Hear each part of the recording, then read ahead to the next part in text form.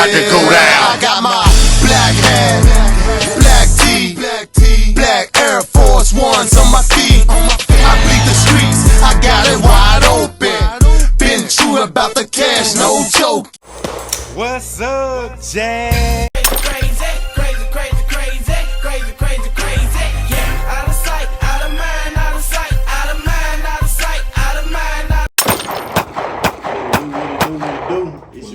Sell Juice to the Legends, man, so crazy collaboration.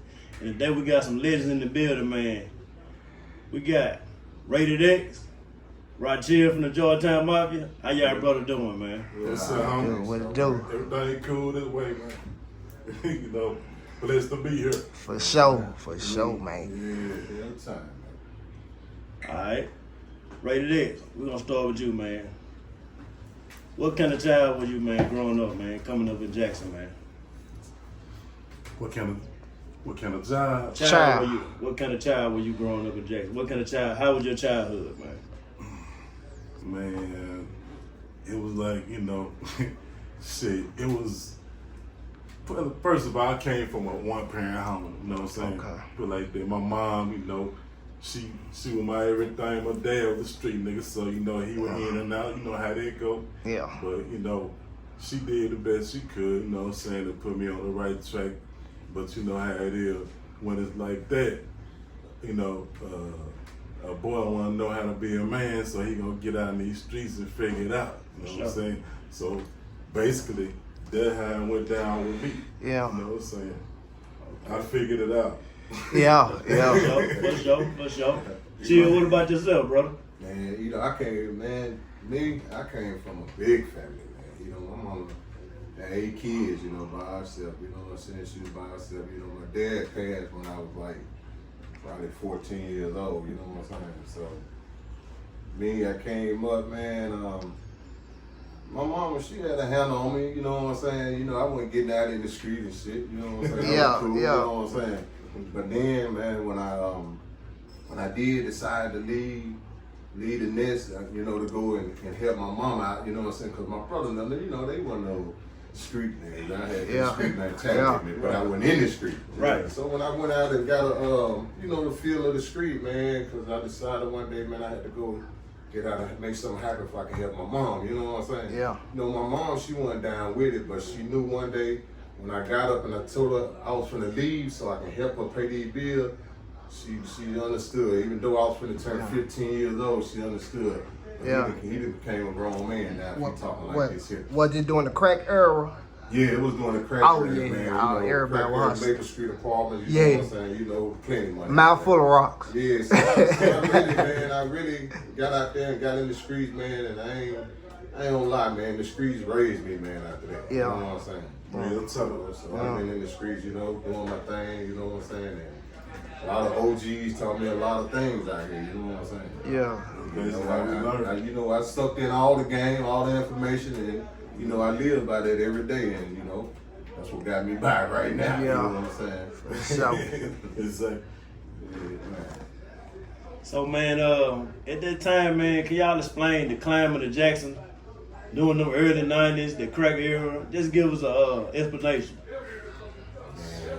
The crack game back then, man, the streets was so plentiful, man, of crack cocaine that you could come outside, man, and $20. We was in Maple Street, man, one of the hardest crack rolling spots in Jackson. You know what I'm saying? We was the smallest spot, but we were the roughest. You know what I'm saying? And man, the drugs that was coming through there, man, you easily, man, and one time they used to call it $1 million spot, man, because it was that much money coming through there. You could come outside with $20, and before the day over, you know, you got $2,500 in your pocket, So doubling $20 up. You know what I'm saying? For sure. So it was plentiful, man. You know what I'm saying? And it was hard.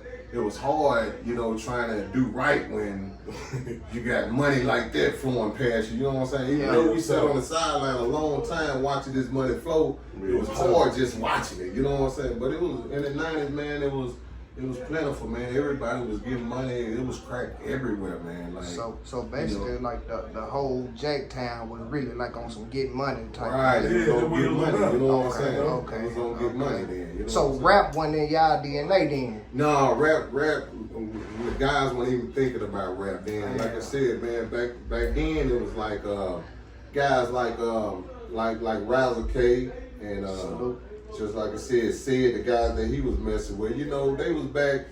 You know, like I said, Run DMC days. They was on that style. You know what I'm saying? But And that's who influenced you know, me. far Niggas as like that. far as yeah, gangster see, I go rap, back. you know, far as gangster rap that everybody. You know, everybody in the street can jump behind, like, you know, nah, it wasn't nothing like that going on. It was just money getting, you know what I'm saying? It was big rim, nice cars and shit. You know what I'm saying? Let's go to the club, ball out. Yeah. You know, nah, we want to think about that rap shit, man. You know what I'm That's saying? hard. And check this shit out.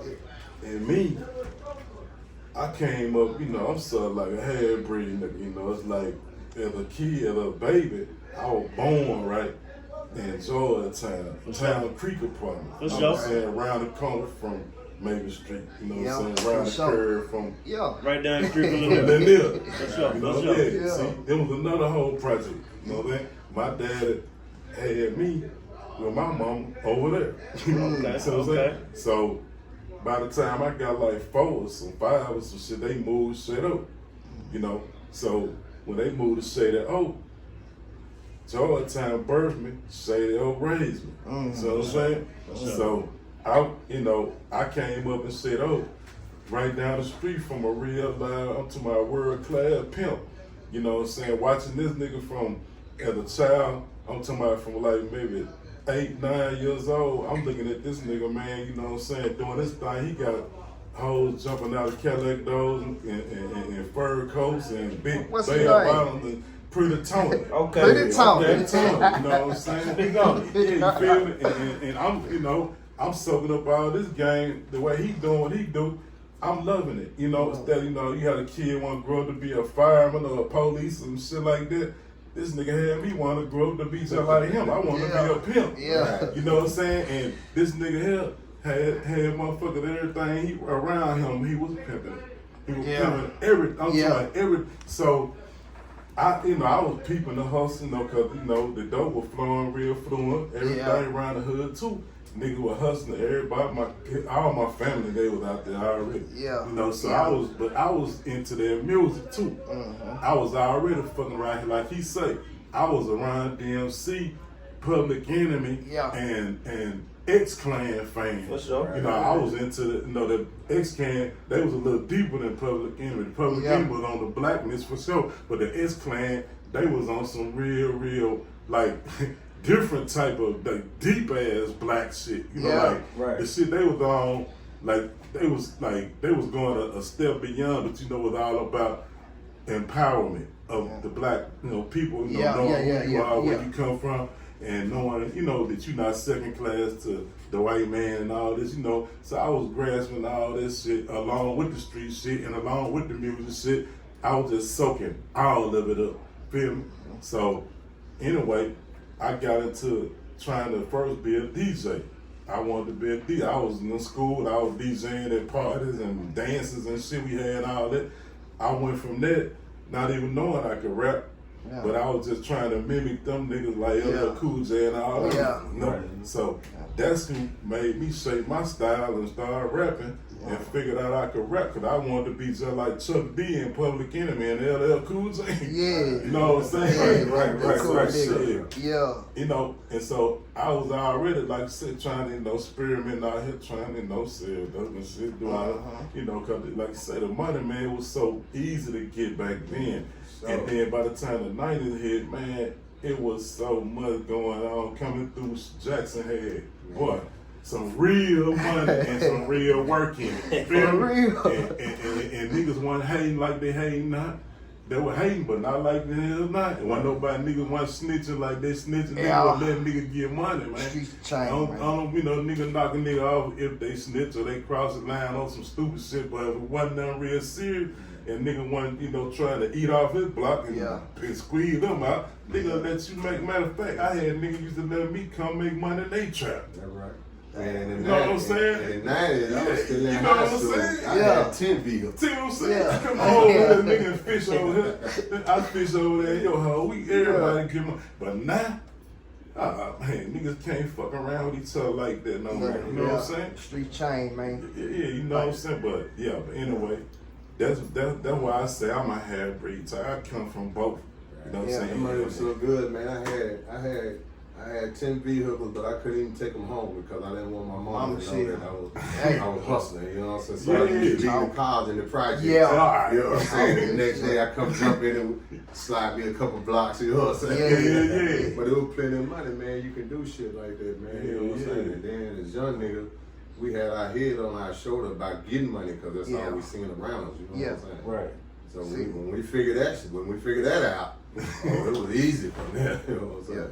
And you know what? And we had love for the people around us, like the old folks. Say that. They, you know what It I'm was a saying? village back Yeah, then. you know, they let us get money when we call the Yeah. police on us Yeah. and shit like that, because they know a nigga was gonna look out for them We too. gonna You pay know? your bills and everything. Yeah. You couldn't go hungry around us. Yeah. You know what I'm know. saying? The Yeah. light bills and shit, nah, ain't none of that coming up short. Yeah. You know what I'm saying? And then we didn't want nothing back from you. That's just how we Yeah, work. take care of the You know what I'm community. saying? Yeah, we was just Yeah. taking care of the community. You know what I'm saying? Yeah. So look, as you from Maple Street Park. Yeah, Maple Street. All right, and so you grew up in what it is? What's the name? Town Creek. What's the name of the other project? down Town there? Creek, yeah. Town Creek. Yeah. Town Creek and Shade Oak. Yeah. Okay. Back then, Jackson was known for a lot of gang banging. Yeah. Right. So Georgetown was predominantly gangsters, right? Yeah. Well, at first it wasn't. Okay. First, Georgetown was like they was vice lords. Okay. You know what I'm saying? Yeah. Okay. So you know we young cats. You know what I'm saying? By the time we hit the 7th grade, you know what I'm saying? You know, we was old enough to get blessed. You know what I'm saying? Yeah. So they blessed us with Yeah. being gangsters, but they didn't force nothing on us. Now let me get this straight. Okay. You in the hood, you know what I'm saying, to be part of whatever you want, whatever you're part of, you got to want to be part of this. You know what I'm saying? So you know, when we got old enough to where we just decided that I want to be a part of this organization. You know what I'm saying? Yeah. Then you join. You know what I'm saying? Yeah. And it was really vice lords. You know what I'm saying? Yeah, but both gang was around, y'all. Yeah, both gangs was around, but the vice lord had outnumbered the gangsters over Okay. here, you know what I'm saying? Okay. So, but now when they blessed us, because we was young, our little crew was like maybe 20, 25 deep as young cats running around, you know what I'm saying? And when all of us got blessed, then it was time for us to take over. So we moved all the vice lords out of our area. Yeah. And that's what made it nothing but gangsters over here. Yeah. Right. Yeah, we had just took over the spots. You know what I'm saying? What year that was? That was like going 89, finna jump 90. You know what I'm saying? Finna jump 90 because high school. I came out of high school in 94. You know what I'm saying? But like I said, I went to the streets. I was 14, finna be 15. You know what I'm saying? And you know, I had older guys that was with me, you know, maybe 2-3 years older than us, you know what I'm saying? But, you know, early 90s and this was mostly gangster. We turned this whole set out. Yeah. You know, and I'm just saying from here on back. Yeah. You know what I'm saying? Yeah. You know, not just Maple Street. Maple Street was like headquarters for the gangsters, you know what I'm saying? Okay. Yeah. Okay. But, you know, we had swept everything around here, you know what I'm saying? That's what's up, bro. So, like from Martin Luther King, like from on the Shady Old side was gangsters all the way back to this side over here. Yeah, well, Shady Oak, you know, they was our gangster brothers in Georgetown. You know what I'm saying? But you know, you got another side of Georgetown over there too, and maybe just a little small portion of it was Vice Lord, but it was in the middle of Shady Oak and Maple Street. You know what I'm saying? So you know. It was just easy targets, you know what I'm saying? So we, I'm just telling you, you know, we was on until, you know, we conquered that spot, you know what I'm saying? But they hold up, I ain't So gonna lie. y'all were banging. So like, explain the gangsters and the vice lord, the gang banging back then. Like how y'all used to bang and get it on. When you say y'all used to, you ran them out that spot. At first, man, you know, banging, when we banged, man, we were fighting. Yeah. You know what I'm saying? Get 'em out. It wasn't no pistol plays or nothing back then. You know what I'm saying? We catch you at the skate ring and at the mall. Big You know, nigga out his whoever show. Out the game. whoever outnumbered the other crew Football right then and games. there. Yeah, football games, Yeah. track meets and Yeah. shit. You know what I'm Yeah. saying? Right. So whoever in the outnumbered, bus and shit. whoever outnumbered the other side, you know, get out of you. But shit, we went to rolling like 40 deep. You know what I'm saying? So everywhere we go, we was basically getting out on everybody. You know what I'm saying? So they got tired of that shit. You know what I'm saying? And they were the first one presented drive-by shootings to us. You know what I'm saying? See, we didn't know shit about that. We just gonna whoop your ass and catch you somewhere. You know what I'm saying? So the vicelords started their shoot around started here. the drive-by shootings and shit. Damn. Yeah, you know, and shit, and it went on for a while, man, till they went to hitting, you know, a lot of our peoples, man, and you know, one day they came through, man, and slid through and shot a girl, man, and she was pregnant. So after that, we locked the whole fort down. We didn't let nothing come through. We didn't let police cars, ambulance, cars that didn't stay over there, did nothing come through our neighborhood. We got guards on every post. We just locked down the whole fort to where you come through Georgetown. I had penitentiary rules in Yeah, the street back we then. locked down everything. Yeah, They should have You know, security. so, you know, we got on the level that they wanted to get on. Okay, they want to do drive-bys, okay. We'll do drive-bys, you know what I'm saying? But we didn't, we always get our target. We not randomly shooting in your house. Okay. We not Like the shooting youngest, in your man. mom, curious. Yeah, No.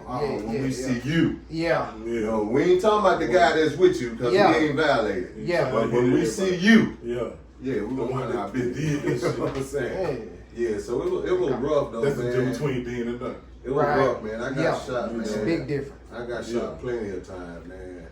You know what I'm saying? I'll drive by shootings and shit because they're sneaky, man. You can be coming out the store with your groceries. They're sneaky, you know what I'm saying? But that made you a beast, because when I remember I was coming up, your name was feared For sure. in the street. For When sure. your name come up, Yeah. nigga get the shake. Right. Well, So, bro, you not only did it in the music game, but as a street soldier, you put it down in the streets too, bro, because your name ring bells now and ring bells back then. Right. You know what I'm saying?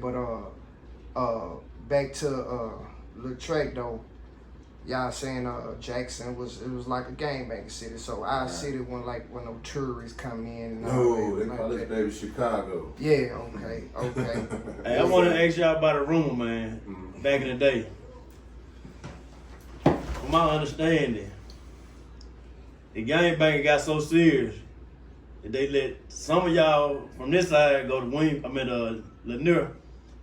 White Lord had to go away to Winfield, man, due to the fact that the gangbanging was so serious. That's a rumor I heard when I was little, man. Well, yeah, you couldn't put us under the same roof, man. One end of Maple Street, White Lord. Yeah. Right. The other end, all gangster. Right. So imagine. Yeah, I heard about it, man. They said it was pretty rough back then, man. You couldn't put us under the same roof, man. 'Cause, yeah, it's gonna be something, man. You know what I'm saying?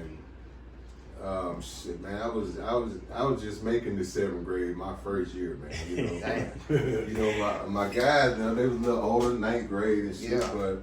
You know, my guys, them. You know, I was the type. You know, I'm gonna be down with the clan, but you know, I was mainly on them women's too. Shit. Right. Chicks, you know what I'm saying? So I'm gonna knock a nigga woman out. You know what I'm saying? But my guys, them, they gonna bang though. Yeah. But back then, if you banging, you know what I'm saying, and the vice lords see y'all with each other, then all y'all was part of that. You know, they gonna catch you in even though you ain't doing nothing. You know what I'm saying? And so my partner and them bang the guys at junior high school, 7th grade. And we fucked around and had the big guys come at us. You know what I'm saying? The big white lords come at us, man. You know what I'm saying? From high school and shit, man. Yeah. Make a long story short, man, we had to end up taking a pistol to school, man. And you know, me as a young nigga, man, you know, I wasn't with the shit, but I was down with the crew. Right. So I was the only one that got kicked out of school for the pistol. Right. You know, because you know, they caught the pistol. They didn't catch it on me.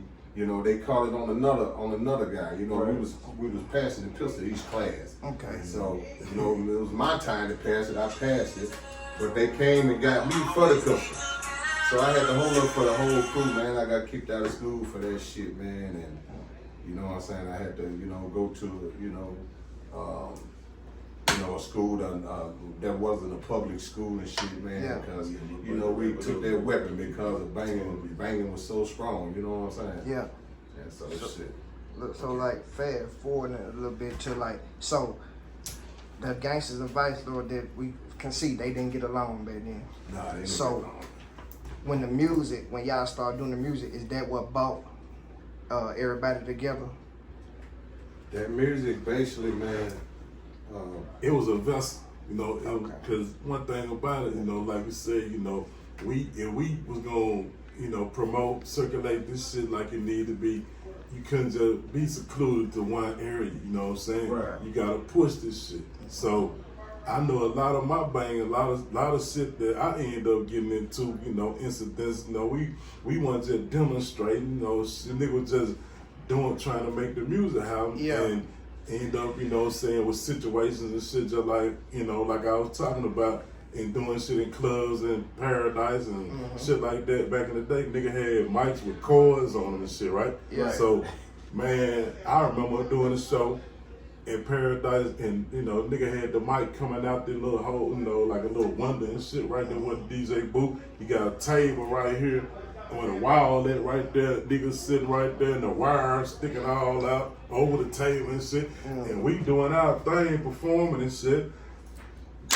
The cord knock over vicelords drink. Oh, dang.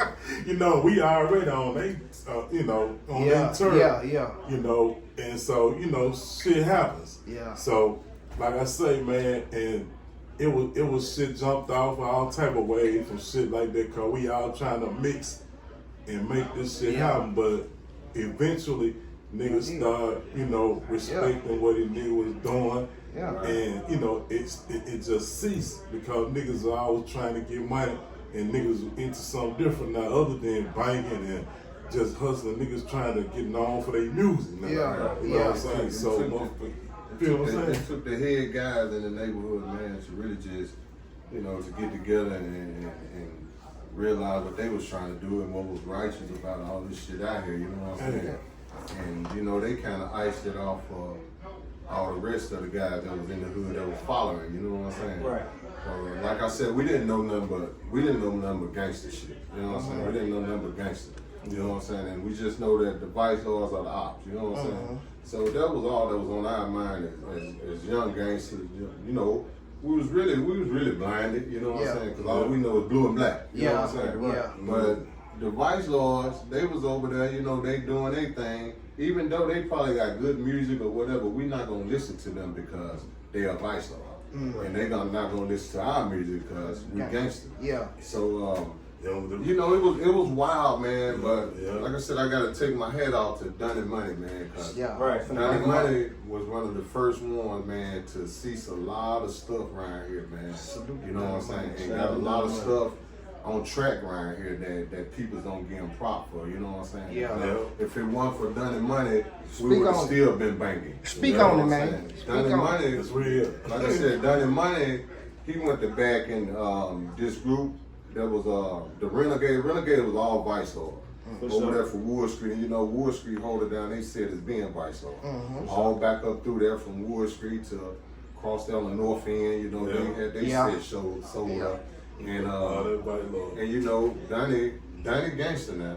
And Donnie had, you know, Mississippi Mafia, you know what I'm saying? So when Donnie decided, you know what I'm saying, because he was messing with both sets, because Donnie, he was the type of guy that he go anywhere, get along with anybody, even though he gangster. You know what I'm saying? You know, he don't care what you are. You know, He was more business. He got a conversation for you. Yeah. So he was more business minded. Yeah. So when he started, you know, putting money into the vice lord and what they was doing with their rap career, And he was Mississippi doing Mafia. the gangster with the Mississippi Mafia, you know, had them. Yeah. You know what I'm saying? Donnie kind of ceased a lot of bull crap that was going on, a lot of that conflict that was going on between the vice lord and the gangster, because he really taught us how hey man, this guy here cool. He's a black man just like you. You know what I'm saying? Right. Only thing separating y'all is them colors. You know what I'm Put saying? them together gonna make green. Yeah, so put it together and make green. You know what I'm saying? So That's real. Donnie cleared a whole lot of that shit out of Jackson, Mississippi, man. Yeah. To make brothers start dealing with each other. You know what I'm saying? You see vice lords out at the clubs now. Or out at the stores now, you can, what up my guy? And what's up my guy without pulling your pistol to shoot? Because normally is when I see him, it's shooting. You know what I'm saying? Yeah. And he iced all that down, man, and really taught a lot of sis around here how to get money, man. Damn. You know what I'm saying? But that what he's and that's what changed Jackson around here, man. Right. You know what I'm saying? So That's Johnny what Money, changed Jackson. like he Now that's facts. That need to come out. Yeah. You know what I'm saying? For sure. Johnny Money is so he's a major figure up in Shit, man. season and shit. Donnie Money was a major factor bringing me and Chill together on the music side. You know what I'm saying? Yeah, okay, let's talk about that. You know, he brought me in. You know, when he got out of jail. I forget that time. It was what year was that? When we came together over there, the TNC thing or something. Oh yeah. You know what I'm saying? Right, You know, right. yeah, he brought me to the lab. You know, me and Donnie, you know, we'll start hanging, man. You know, just chopping it up, trying to figure it out, and trying to bring some shit back, pieces back, cause you know he know I was part of his project, and after the fact, you know, he had Mello number before me, so he know the whole history, how everything went. We Mello. came together. Mello. You feel me? When you say Mello, who you speaking of? Right, you know. Mellow T, Mellow Wildlife T. Society. Okay. Yeah, we kind of getting ahead of ourselves. We want to tell us what was your first project you put out, man? What was your first mixtape, your first song, the first song you put out that made you get your little buzz in the city? As a solo artist. Yeah, as a solo artist. The first real solo hit I put out after Wildlife was we broke up really as a Before group. Wildlife. I'm sorry. Before Before Wildlife. Wildlife. Yeah, we trying to get to what were you doing before Wildlife? And Before just give us Wildlife, a run on that. Before Wildlife, I was just coming in. I had a lot of songs. Trey, man. like, What's up, cuz? What's up? Chill. Shit, before Wildlife, I had a lot of good songs, man. I was just doing, experimenting with, just trying to get my craft and my style together, you know what I'm saying? Yeah. And I was basically just freestyling and, just trying to just get known out here in the street, you know? So, I had shit, but it wasn't perfected. It wasn't mastered. It wasn't put together right. Shit I was doing at home. But when I got with that, that dude, it was different. I was putting an album together with a guy over there on West Chester and Shade Oak. He was pretty good, producing stuff, but it wasn't just with that, that sound. Right. You know what I'm saying? So I was working on an album and shit, but I ain't had nothing out there like that. You know what I'm saying? So I was making enough noise though in the street that Mello heard about it. Right. You know what I'm saying? And he came to that studio and somehow found out that where I was, putting shit down there, and came to me with a proposition about the wildlife. Told me, hey man, I heard about you, Rated X, you spitting. I would like to have you as part of the group. So, shit, man, I was like, shit, I definitely know who you are, and I know you making noise, and I love what y'all niggas doing. So, I'm gonna take that in consideration, kick it around with partners I was fucking with to do in the studio, I don't know. They thought it'd be a good idea, man, because they doing shit. So I jumped on and rolled with the bandwagon with them, feel me? And they was doing their thing. So I just put my spin on it, and it started just getting a whole different, swag, you feel me? Yeah. So I feel like I had a major part in how the, group evolved and turned to what it was, you feel what I'm saying? Yeah. So I came with my style, you know what I'm saying? Y'all heard it. Yeah. For sure. Hard. We put it together, it wasn't just one man said, team make championship happen, man. Right. It's just team ball. It ain't just, wasn't just me, wasn't just him. It was just all of us together. You know, and we created a style and put an album out with no cuss word, period. That was gangster any word album that you would hear, that cussing all the way through.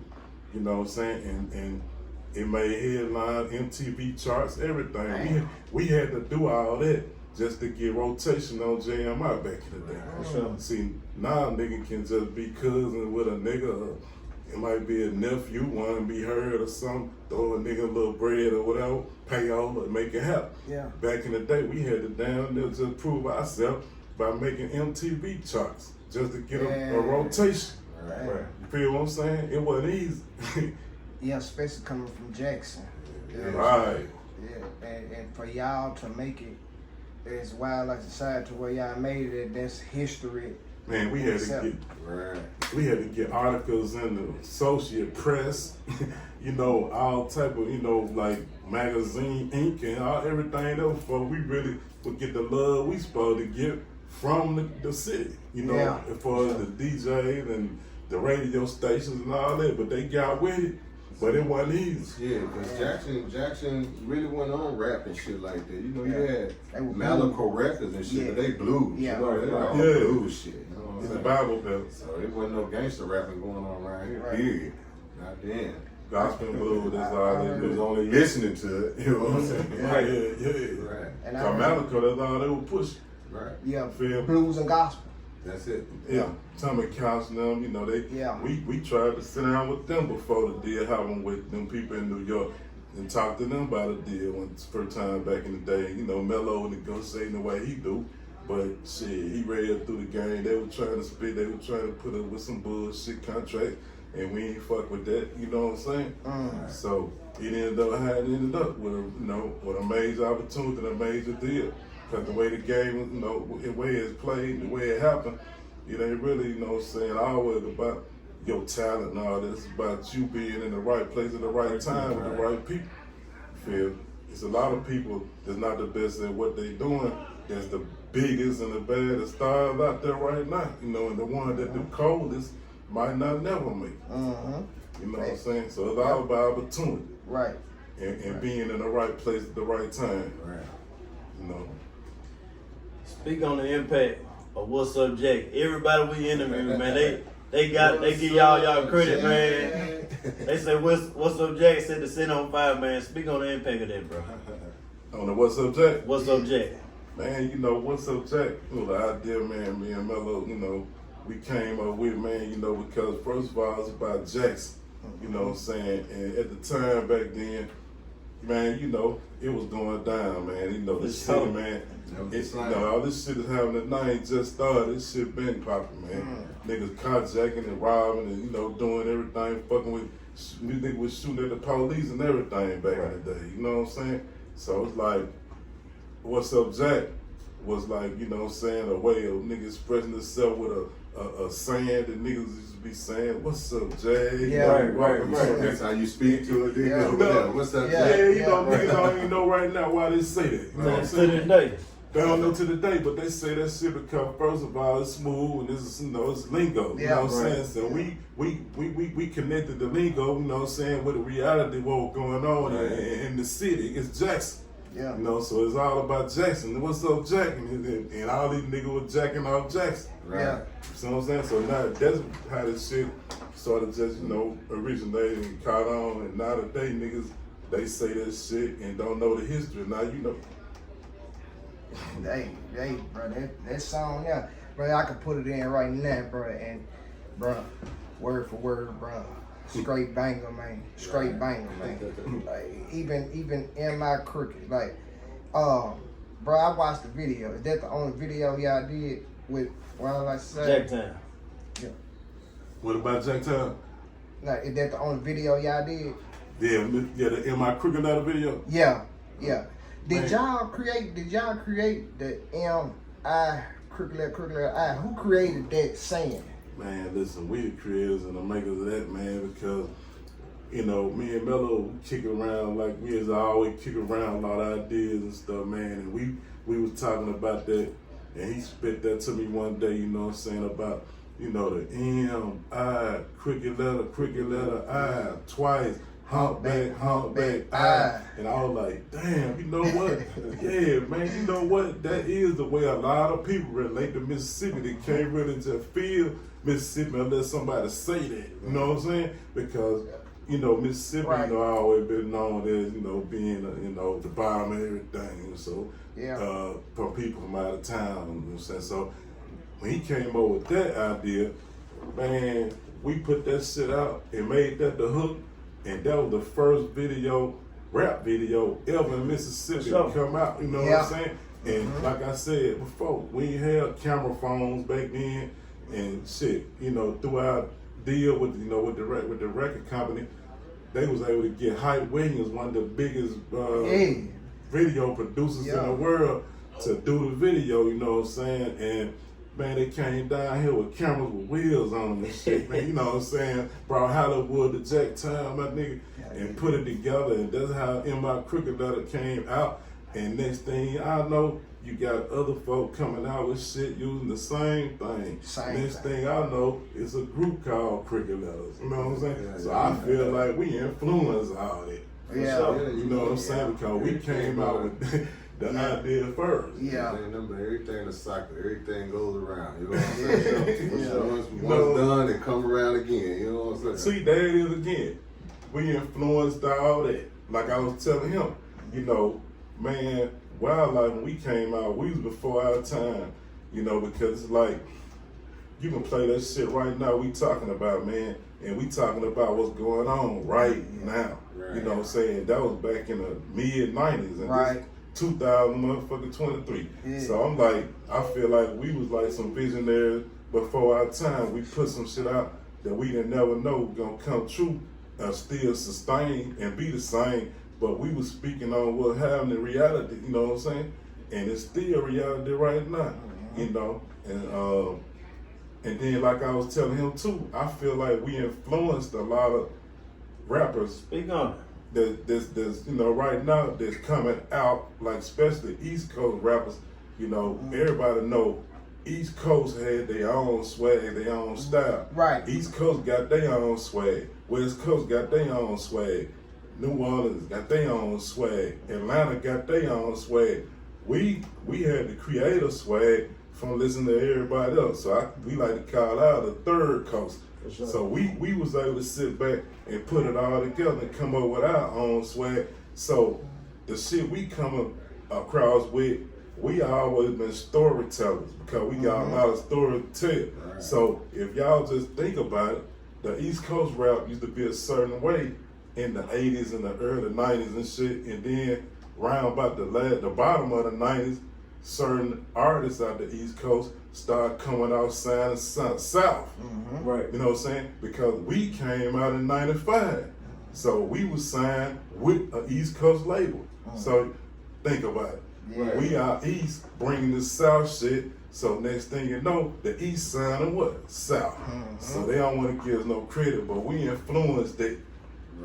You see what I'm saying? Yeah. Not taking all the credit, but just telling them the real. It is what it is. You know? And then the Southern style, it just took off. And at first it was all about the East and the West. They were beef. You know, we was in between somewhere watching them beef. But then shit, we was able to just sit back while they doing all that and work on our craft and style, and boom, next thing you know, our time came around. The Southern shit was the hottest shit popping. Yeah, the South run the boys shit out. Let's club this shit. Everybody want to sound South, man. You know? And everything you put on, they got a Southern slang accent. They trying to rap, because they did you right. East Coast had their own little sound, which I ain't never liked.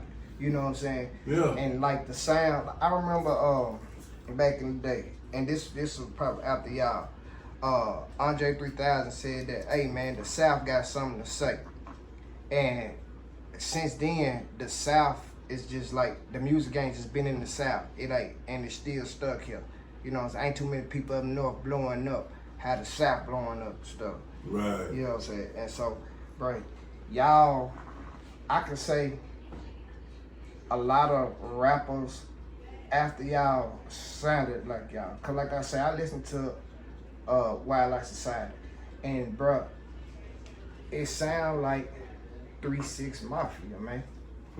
It sound like, so I'm asking you, did Memphis influence y'all? I mean, did y'all influence Memphis too? Because 3-6 Mafia is like, they whole style was sounding like Jacktown. Y'all sounded just like them guys. Anyway, you know, they right down the street, right? Yeah. You know what I'm saying? So it ain't hard to see. It ain't hard to see how somebody influenced somebody. Yeah. You know what I'm saying? So it's all South though. They South, we South. You see what I'm saying? So it was like it wasn't no accident. It wasn't, you know, it wasn't no mistake. Shit, the South shit is the South shit. Right. And right now, Memphis, they got the hottest sound out. Yeah. You know what I'm saying? Everybody biting Memphis because they coming with that real shit and spitting it the way they spit it, the Southern way, telling stories with it. You know, the way they popping with a whole different swag, but it's South shit. And all that came from, like I said, we put an influence in the game, man. You know, so it might have went this way from here to there. Yeah. You know, everybody listen to everybody now. Yeah. For sure.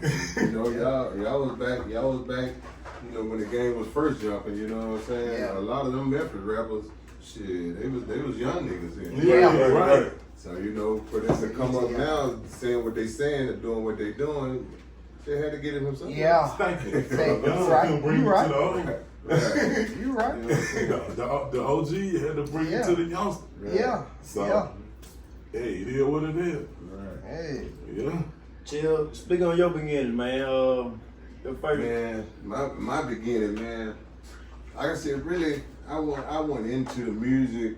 I went into the music at first, but I always had a passion for music. I always, you know, I like music. You know what I'm saying? Right. So, you know, when I used to listen to guys' music, you know what I'm saying, I damn near didn't listen because I get to freestyling over their beat. Like, damn, this shit said this. Right. You know what I'm saying? So now I found myself just when I get with the crew, we on the street and shit, you know, just fucking out. We'll freestyle with each other and all that. You know what I'm saying?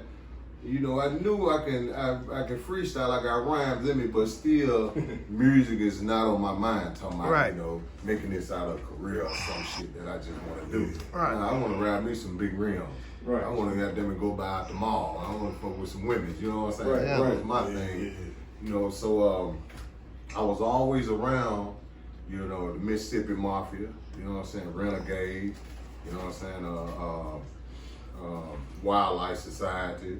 You know what I'm saying? I was always around them guys when they do their shows, you know, because I was one of the main guys, you know what I'm saying? So, you know, I'm in the mix of everything, you know what I'm saying? So, man, as they were doing their thing, and now I'm just feeling like, man, I want to get involved with this music, because them boys be rocking these motherfucking microphones. I like that. You know what I'm saying? I'm like, man, I need to probably start, you know, rapping or something, you know what I'm saying? So, yeah, I was younger than the crew. We younger than that. Okay. So, Yeah. So, man, they met up one night in Maple Street Apartments, you know what I'm saying?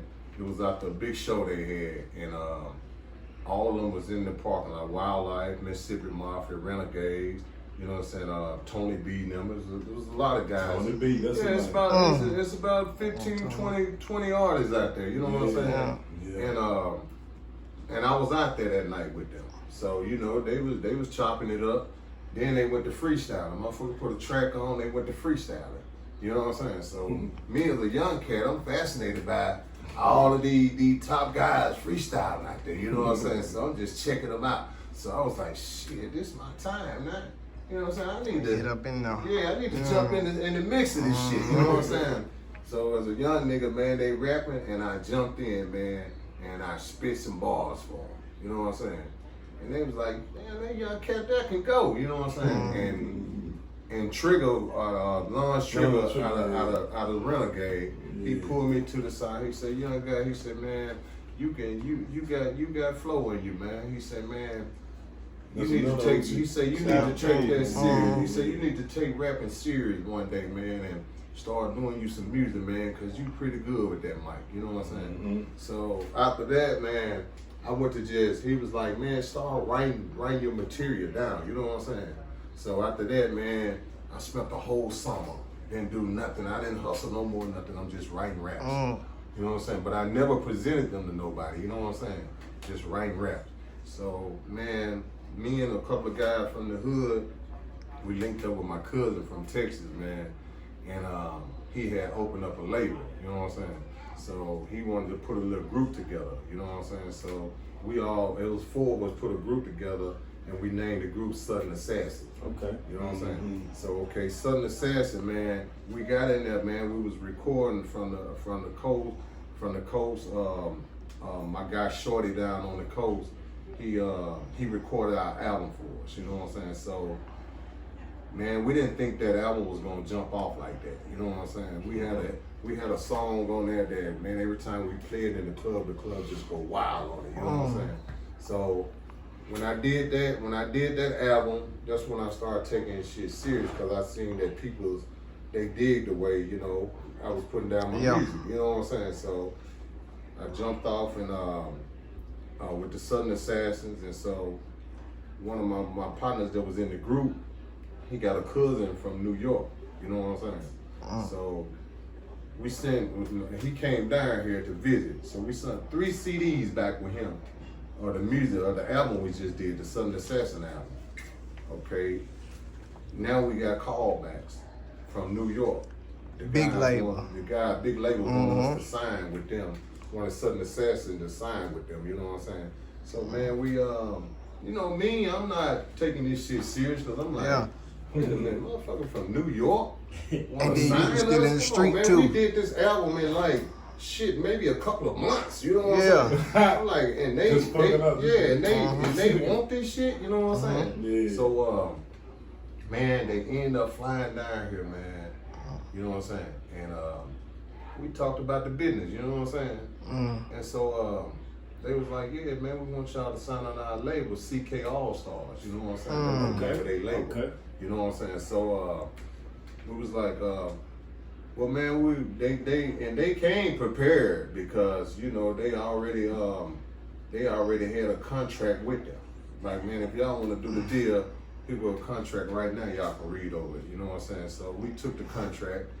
We got our lawyer to look at it. You know what I'm saying? And there was some things on there that our lawyer didn't agree with. You know what I'm saying? So he ended up, you know what I'm saying, presenting a contract back to them. You know what I'm saying?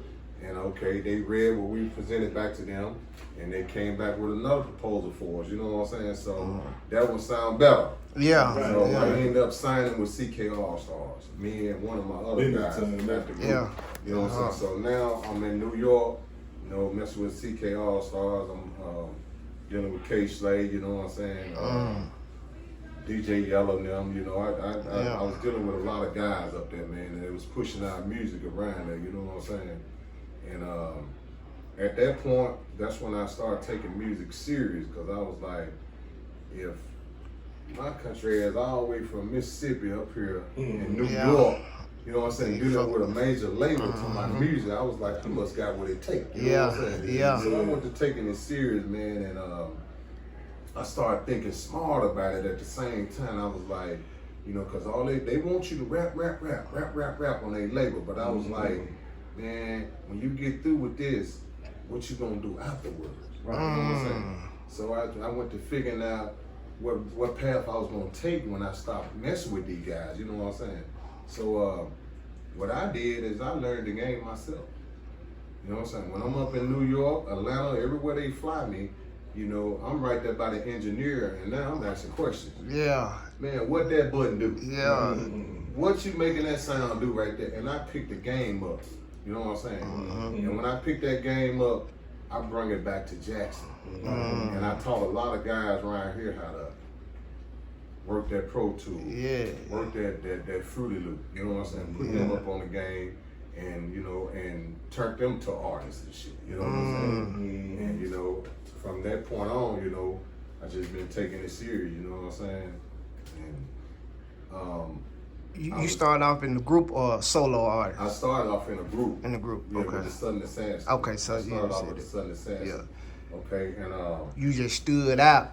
Yeah, you know what I'm saying? Yeah. Because I was really, you know, my Southern Assassin crew, you know, you know, they was from the street, but they wasn't getting down like I was, you know. Yeah. I'm always in the shit, you know. Right. So I had more things to talk about. People could relate to me because I'm out here with them doing, you know, the wild shit out here. You know what I'm saying? So what I was rapping about, they know is real. You know what I'm saying? So after I did that, man, and I learned the game myself. You know what I'm saying? And after you know, the deal went crazy in New York. You know what I'm saying? I ended up doing it from the start myself. You know, started myself. Got the label. That's when I got the label, the New Cartel. You know what I'm saying? I was getting a lot of guys around Jackson, putting them together, trying to, you know what I'm saying, just, you know, push their music. You know what I'm saying? I was really trying to do it as a, you know, as a producer, just running compilation tape around here, you know, to put artists out because down here, man, you know, a lot of you got a lot of talent down here, man, but a lot of people don't push that talent. They don't recognize that talent. You know what I'm saying? So I was the one that get people that, so you say you can rap. All right, well, come on to the studio. Let me see. Right. And you know, I help them. If they get in there and can't rap, by the time I get through with them, they rappers. Right. Yeah. Yeah, make That it sauce on them. So, you know, like I was doing, I was doing this show up there at Club Elite. Right. Bringing niggas in, you know, this show. Yeah. You be the star. Right. You know, bring their music up in there, you know what I'm saying, put them on stage and let them do what they do. Yeah. You know, back in Mississippi. Right. Yeah, So, you know, after that, man, when I was running my own thing, you know what I'm saying, that's when Dunny Money, like I said, me and Dunny Money from the same hood, you know, and when he got back out of jail, he went to kicking, he started back up with Mississippi Mafia, you know, doing his thing with Mississippi Mafia, you know what I'm saying, which was Slick B and Pimp at the time. So they was gonna put out another album, you know what I'm saying?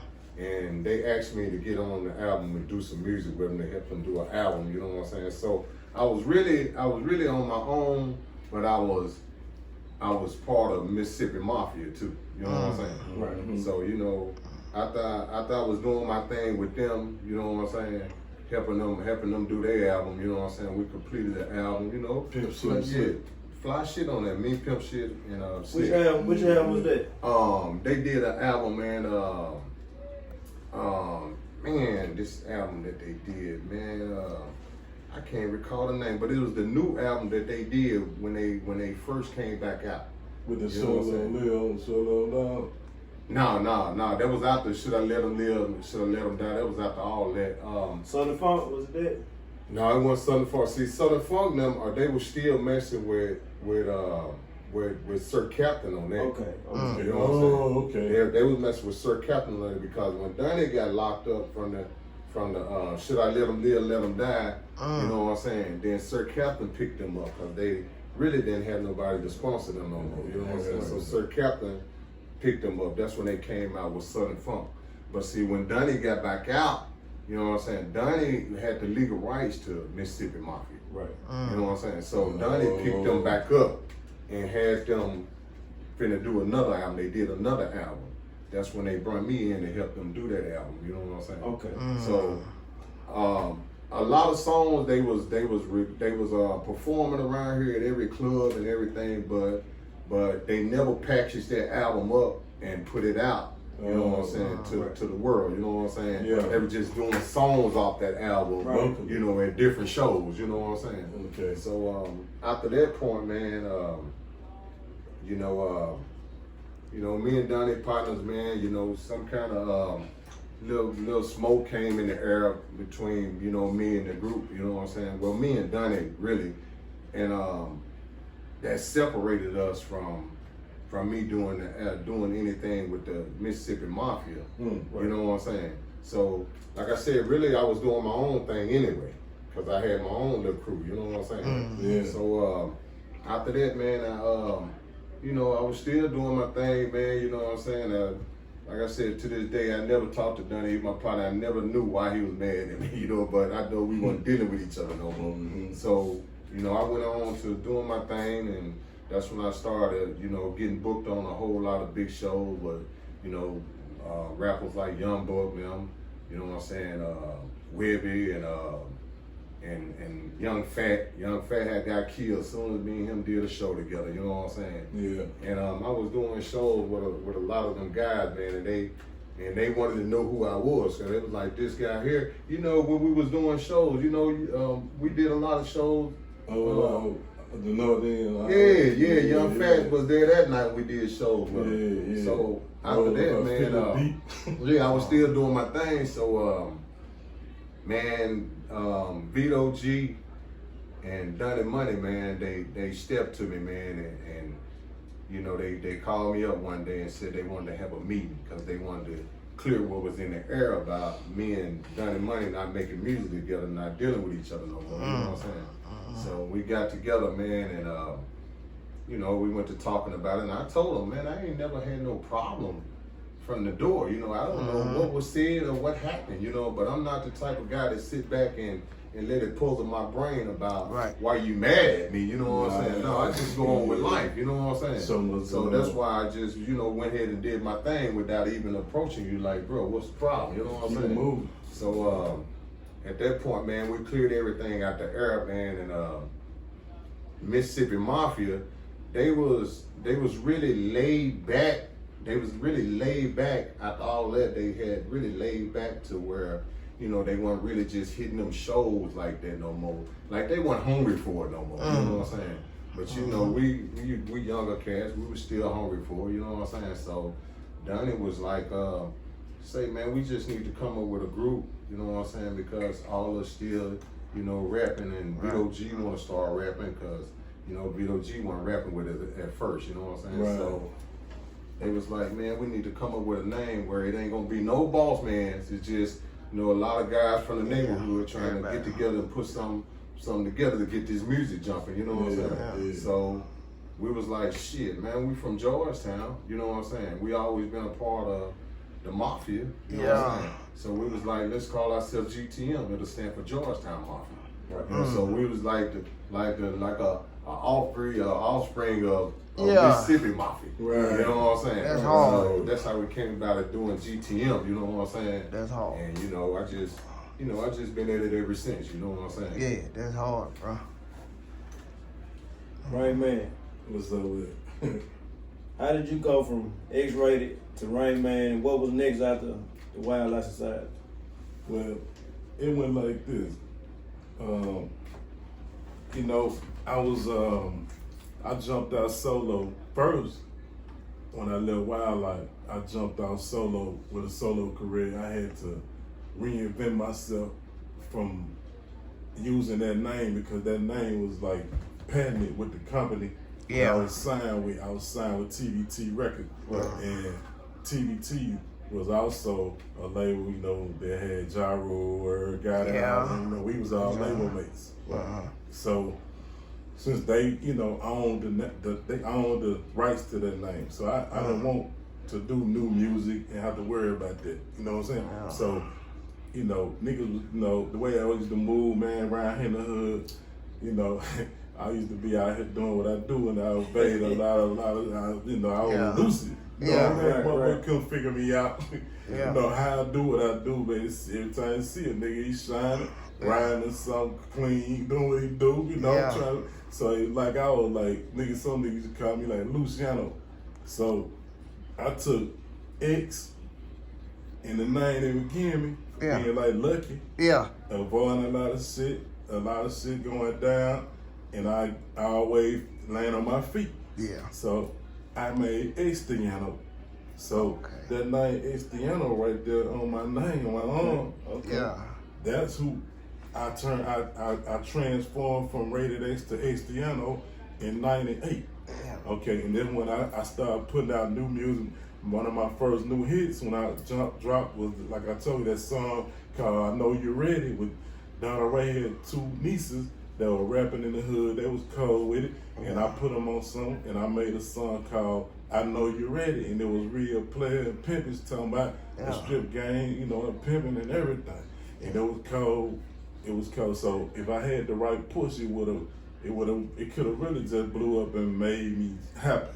Again. But I didn't have the major push behind it, so I just did a lot of local shit and, you know, blew up spots like Club O'Hara and you know, Ken Clubs, you know, stuff like that. I forget the name, Fifth Avenue. And you killed the chilling circuit. Yeah, you know, local spot, you know what I'm saying? But I did another cut after that called Throw It Up, you know, and it, you know, it was another local hit, JMI. They were pushing me hard. They was still, you know, pushing me because you know, I developed a rapport with them wildlife. So every time I take stands and shit, he'll still fuck with me. Yeah. You know, so it kept me relevant. Yeah. So while that was going on, I was still, you know, hustling, trying to grind back and do what I was doing on my own because I wasn't with the group. They were doing their thing. By that time, Mello had put together Children of the Cornbread and all that, doing his thing. So I was out here doing me.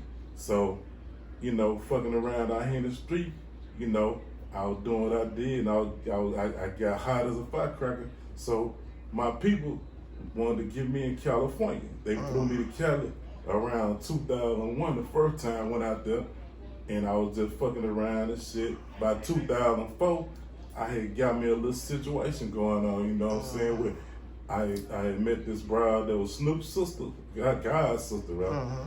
And she got me in a situation with, since she had a lot of connects fucking with Snoop, she got me in a situation with this football player. This nigga, I forget his name, but he was playing for San Diego Chargers. And you know, all the athletes want to be rappers, you know? So this nigga was garbage, but he wanted to be a rapper. And she asked me, she propositioned me and asked me, do I think maybe I could get with him in a show that was coming up at the Staples Center and got Chingy and David Banner in it. Okay, so I'm just like, wow. Okay, so I called David Banner up. I told David Banner at that time I still had contacts on him because he wasn't really, you know, he was still trying to be major and shit. He was doing it. I think that was right before he came out with that Pimps Get Down in the Club or something. Like a Pimps pimp. Get Down in the Club, yeah. Oh, no. Real good, get down on the floor. They didn't like a pimp. Yeah. So I called him up, I tell him, no, hey, Banner, look here, man, you know, I already got the 411. You finna do a show with Chingy. You know what I'm saying? This is like in 2004. Okay. And I'm telling them, I'm knowing this, and I got, you know, people out there putting me up on. I'm finna fly out there and I'm finna try to make something happen. I'm gonna be in the show. So he like, oh, okay, yeah. But, you know, he doing what he doing, fucking with Snoop and all of them himself. He doing a big thing. And he told me he was gonna fuck with me whenever I call him when I get out there. But when I get out there, I try to contact this cat. He won't pick the phone up. You know what I'm saying? So I'm just like, okay, that's cool, because I got my own situation anyway. I get in this show, I rock with this cat, this football player dude, and I try to make him happen. I'm hyping this nigga up. I'm talking about, I'm trying to make this nigga look like he the biggest thing ever. Yeah. But in the midst of me trying to make him happen, I got proposition after the show, you know, by a specialty lawyer. This older white guy, he was representing, you know, a lot of big time clients, and one of them was this guy that was trying to start his own label, you know, and he was a major soundtrack producer named Mark Tanner. So look him up. Mark Tanner did everything from Armageddon down to shit, Star Trek. You know what I'm saying? Wow, that's hard. Yeah, so you know he wanna venture off into the hip hop game. So he told me when I met him at that show, you know, and then it helped a little bit too because I had Snoop's sister with me and she had a stripper that was bad as a motherfucker. Bitch looked like Cardi B or somebody, you know, and Nicki Minaj together. Yeah, you know what I'm saying? So when he seen her and he seen my talent and all this, so he asked us, can we, you know, go and just discuss some business? And, you know, my girl, Robin, you know, she said, well, I'm representing him, Snoop's sister. Yeah. So they had the conversation, and he told, before I leave California, give me a demo. And he'll present it to his guy, and the rest will be, you know, history. That's what happened. So that's how I ended up with the Rain Man project. I mean, maybe like 8 months after that, he give me a call. I come back to Mississippi. I get a call, you know what I'm saying, from this guy, and he got the Mark Tanner guy on the phone. They got a conference call going, And he telling me, you want to fly me back to California? I flew back out there. He picked me up at the LAX, took me to Malibu to his house. I had an audition at this man's house. I had an audition, took all my shit, ended up getting presented the contract right there. But I told him I want to take the contract back to Mississippi and let my lawyer peep it and see, if it's for me. Yeah. Right. He gave me that opportunity. So I did that, came back to Mississippi, let my lawyer look at it. She said it was cool. I ended up doing the Rain Man project in 2005, right after Hurricane Katrina hit. Okay. Yeah, that's how, and then I got the name because when I was rocking out there, in California, hey, everybody know I love them strip clubs. Yeah. You know what I'm saying? So, so I was ex-Theato and all that, but shit, my CEO, he just started calling me Rain Man. Yeah. Because he seen how I was doing it. You know what I'm saying? Right, yeah. I was just doing what these niggas do. They would give me this label bread, and I'm playing it out. They say fake it till you make it. I'm making it look right. So, and then there was all type of little clubs that got out there, man.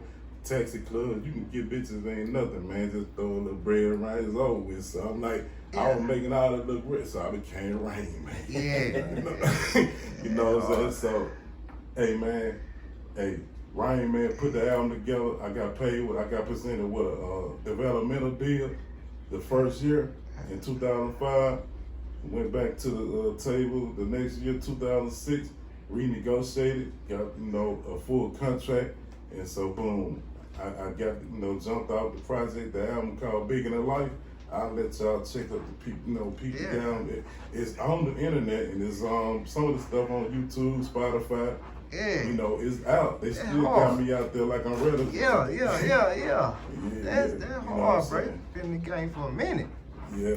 Hey, man. But they didn't know how to push the album. That's West Coast. Yeah. At that time, and everybody going through what they going through after Katrina. Yeah. They invested in me, but they didn't know this they guy. They know how to market you. He hired a whole lot of niggas off the internet. Anybody can be whatever on the internet. Right. That's around the time the game was transitioning as well, from CD to the internet and all that. See what I'm saying? At the same time. See what I'm saying? And then, it was different, like I said, everybody gonna be whatever they want to be, whatever they say they is. They might not be there, but they say they is, and he hired them. So he hired Janky John, all them type of niggas, you know what I'm saying, to push my stuff. Yeah. Niggas fucking around, putting shit on side of pools and shit, leaving it out there, then everybody instead of pushing it and taking pictures and sending it back, making it look like they, working when they ain't doing shit but getting a check. Yeah. So I had a lot of hate going on, on my project. Feel me? With niggas right here. Feel me? DJs and shit fucking around, bullshitting too slow on my road, but the best way they could, you know what I'm saying? Cause they seen I had California nigga in my palm of my hand. You feel what I'm saying? I did music like I told you. I had that album had a feature I got a feature from Slick Puller, CTE nigga, Jeezy boy. Yeah. Before Boo got out, Slick Puller was his right hand man. Yeah. You know what I'm saying? Slick went to jail, he brought Boo out the shit. Boom. Yeah. See what I'm saying? I did a song with that nigga. Did two with David Banner. Yeah. He charged my people, you know what I'm saying? I told you what he charged me. Yeah. I don't even want to get into that. You know what I'm saying? But it was ridiculous. But then, I did one with Flip out there in Texas. Yeah. You know what I'm saying? So, I got a few relevant artists on there. But it was all about, I could have did things with bigger artists. But I was trying to keep it south. You see what I'm saying? Yeah. And sometimes you pay the price trying to, let nigga eat because you keeping it real shit is they keep it real shit sometimes be overrated because everybody else ain't keeping it real with you. Exactly. You see what I'm saying? So, but I'm gonna keep it real anyway. Yeah. You know what I'm saying? Regardless, because that's all I know. Yeah, for sure. Yeah, but that's that's the beginning of the, it still ain't no end yet. But that was the beginning of Rain Man, you know what I'm saying? So right now, me and Chill, we working on a project right now together. We got a label called Break Bread Entertainment, and we trying to push Break Bread with new music we doing. and we working on about to drop real soon, you know what I'm talking about? Yeah. So y'all keep that in, you know, between year and two. Yeah. Okay. You know? Yeah, man. For sure. Whatever y'all need from us, we got you. Already, man. You know, hey, we appreciate the love, man. You know, every time we drop, well, anytime we want it, you know, we take the streets over. Yeah, man, for sure. For sure. Because you know, real and raw. a lot of guys in Jackson, they just really rapping. Right. You know what I'm saying? You know, what we say is real. Right. You know, what we do is real. You know what I'm saying? Can't wait till y'all hear We this. just don't rap. You know, we rap about what we do because, you know, hey, we tell our life story. You know what I'm saying? When we talk about, you know what I'm saying, when you see big cars and expensive cars on our video, them actually our cars. Yeah. Right? You know what I'm saying? Yeah. Ain't no dope popping. Ain't no dope popping. Yeah, You know what I'm saying? When we talk about things that go on from drugs to whatever. Yeah. Ain't no virtual speaking shit. of real. You know what I'm This saying? reality, no virtual shit. Yeah, man. No, man, no PlayStation, baby. For sure. Say chill. Before we get out of here, man, I gotta ask you about that banker, man. Like I said, one of my favorite, bro. Baby girl, man. Break that down to us, man. How that came about. I got to. Baby girl, man. Shouts out to my boy Red Boy, man. May he rest in peace, R.I.P. man. Red Boy, man. You know, Red Boy, man. That's my cousin, by the way. When we hooked up with Red Boy, man, you know Red Boy was one of the bad. Super talented. He was one of the great. I actually had a special bond with Red Boy. You know, me and him was just that tight, man. And when we get together, man, Red Boy in that studio, man, and work. He come up with stuff in less than 10 minutes.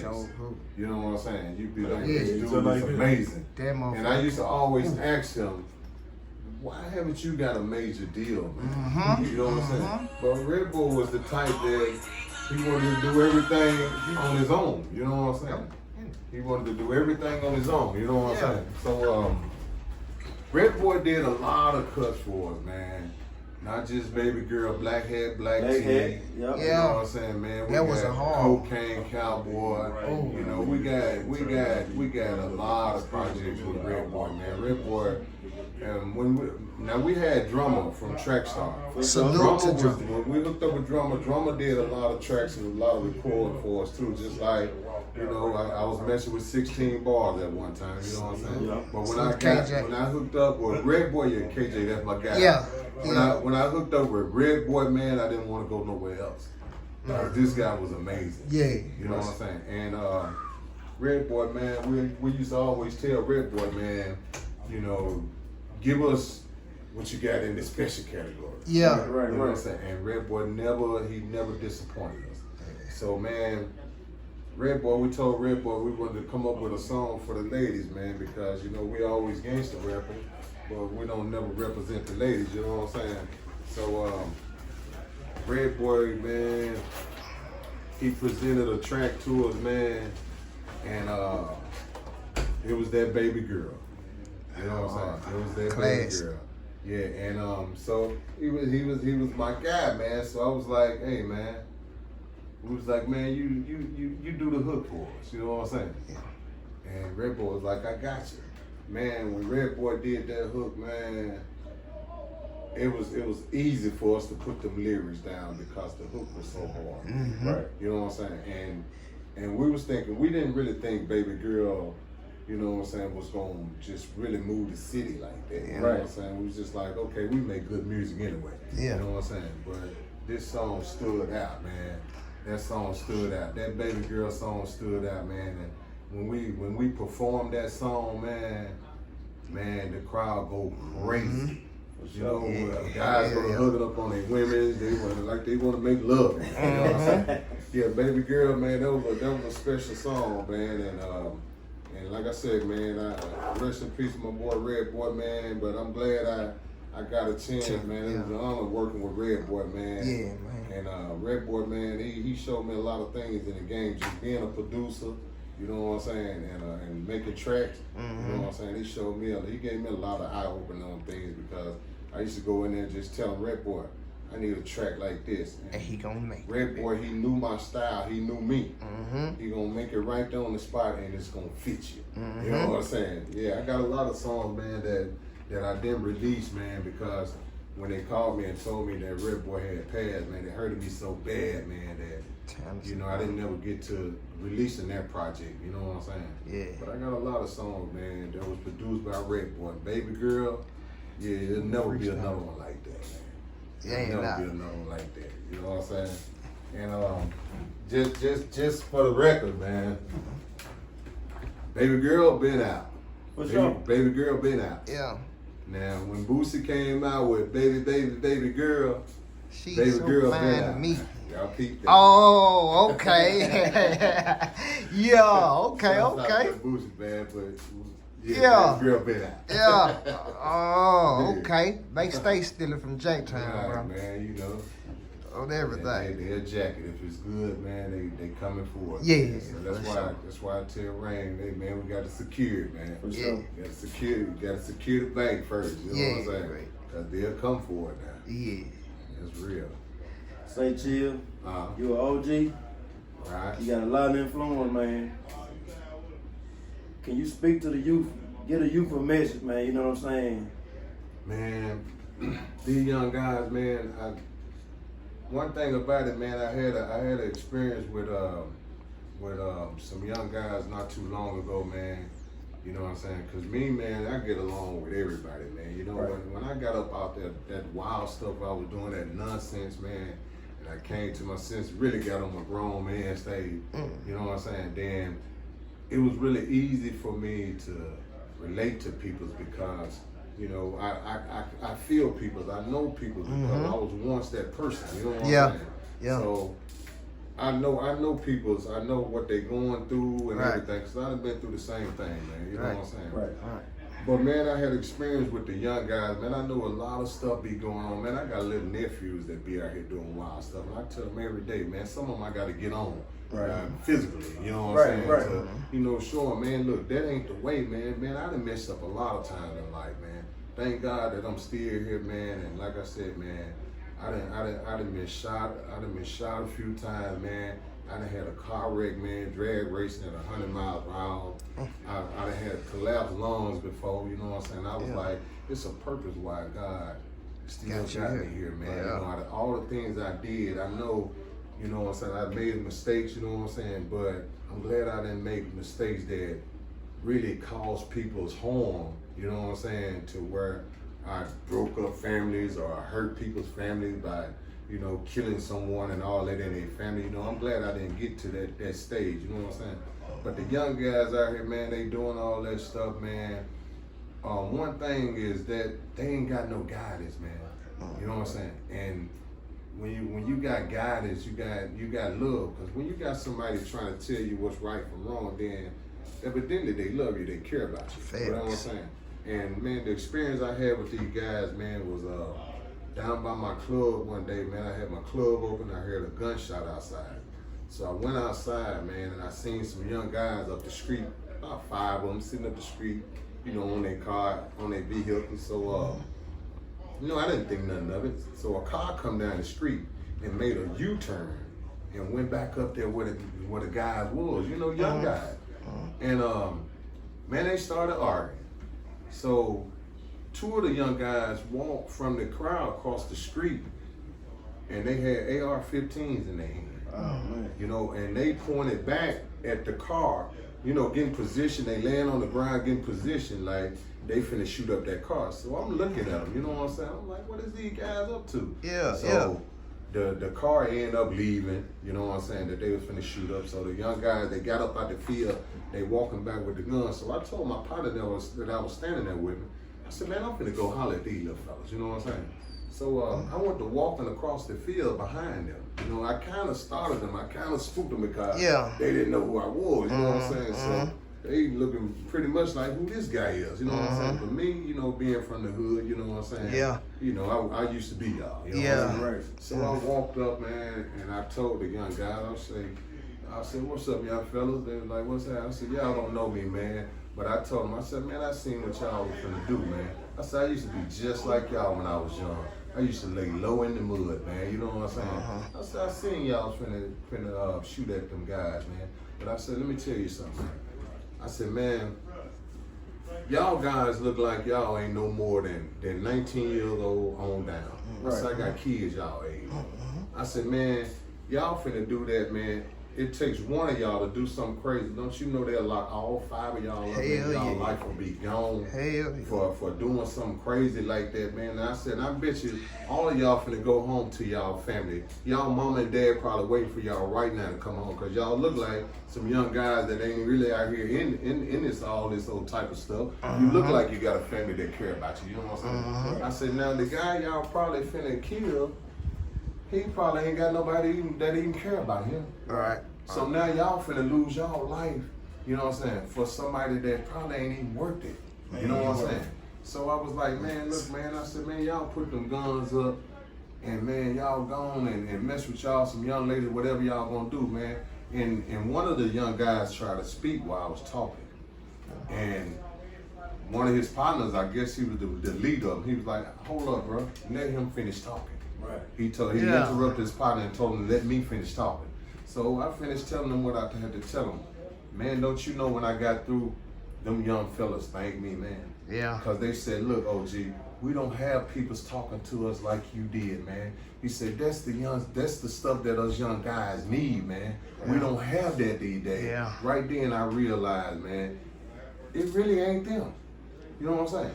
It's the OGs, it's the older people around them, it's the parents. You know what I'm saying? Man, y'all got to talk to these kids, man. Y'all got to get a handle on, y'all got to let them know that y'all love them, man. Somebody care for them, man. And it's a life out here for them, man. Other than, you know, the jailhouse or the graveyard, you know what I'm saying? Yeah. So, you know, as long as they ain't got nothing to live for, man, you gonna fall and die for anything, man.